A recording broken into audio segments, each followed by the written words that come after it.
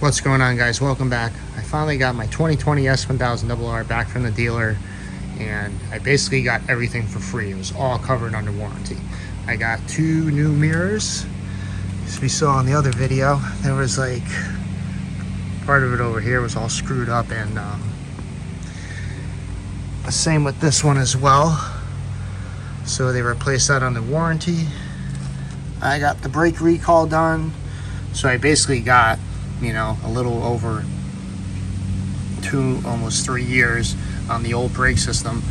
They included new brake pads, so that's great. Now I got brand new front brake pads, and of course they bled the system and did everything else they needed to do.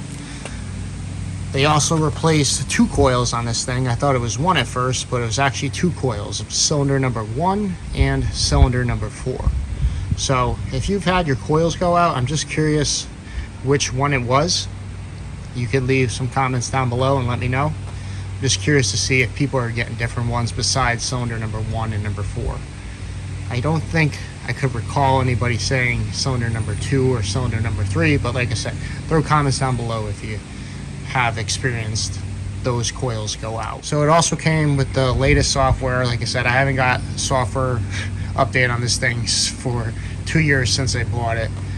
You could definitely notice a flat spot for sure, and obviously the bike's not as powerful in certain RPMs because of that, but the startup actually sounds a little bit better than it did on stock mapping. It actually wasn't that bad.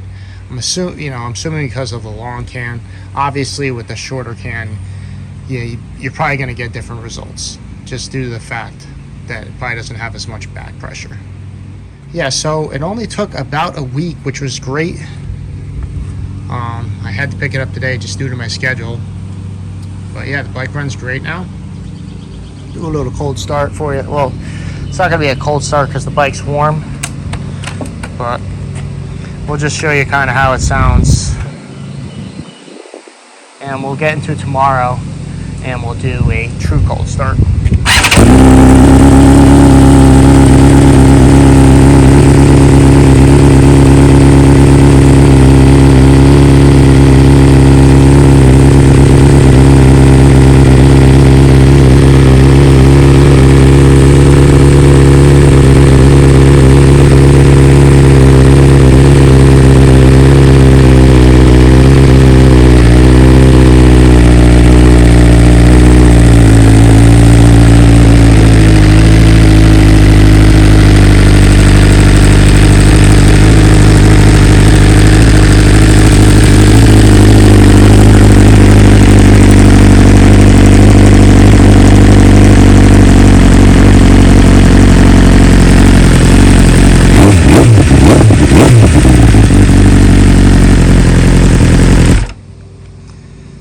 So obviously that wasn't a cold start. It was definitely more of a warm start, but we'll see how the real cold start sounds tomorrow.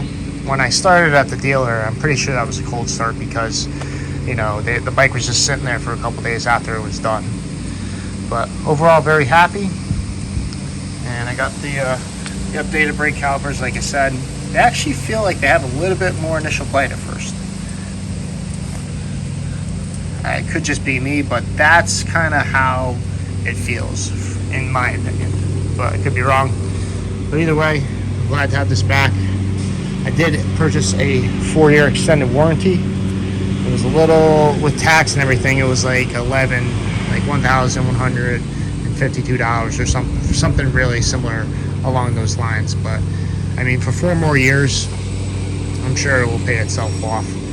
I mean, like I said, 2 coils were gone, and the mirrors were kind of shot. Like the little electrode things in here, it was all screwed up.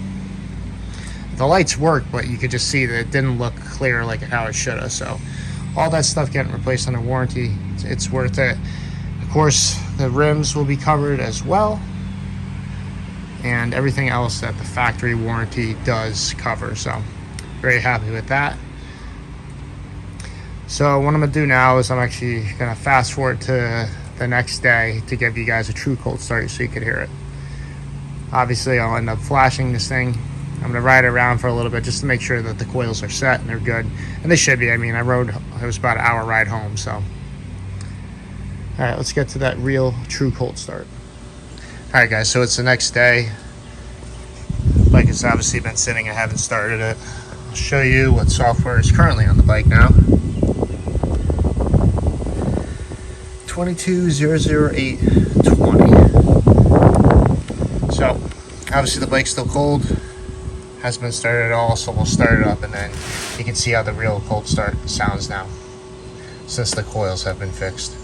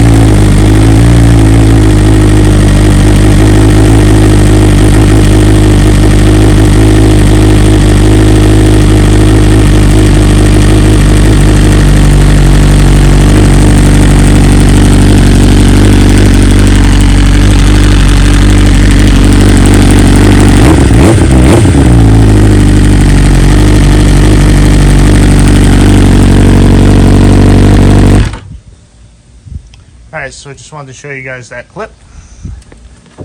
And it's obviously the cold start, regardless of what software you have, it does kind of suck. It's not really how it should be, but that's why we have flashes available. So now what I have to do is I'll have to get the new stock file onto the handheld, and then I'll have to send it out to Brenton so that they can get a new map for it. And then I should be all good to go. But yeah, I'm definitely happy that this thing is back and running good. I rode it around for at least 100 miles yesterday with no issues, and obviously it runs a lot better than it did without the two coils that were bad. So I was kind of surprised. I didn't realize two of them were really out. All right guys, so thanks for tuning in, and we'll see you in the next video.